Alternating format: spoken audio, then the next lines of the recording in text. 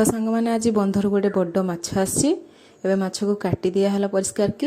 एवं ताको परिष्कार की धोई दिया मंजी अलग रखाला से हलदी गुंड लंका गुंड आ लुण पकई दिगला एवं ताको भल भाव गोले दिगला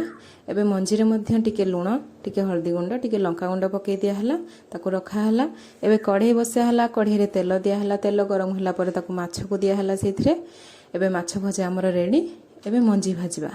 तावा बसाला तावा गरम होला से तेल दिया तेल दिया सरवा पर मंजी को आमर गोल गोल कर रखाला रखिकी ताको तेल देकी मसमस करके ताको भजा है एवं मंजी भजा भी आमर रेडी एवं आदि आमर खाइला पखाल आउ माछ भजा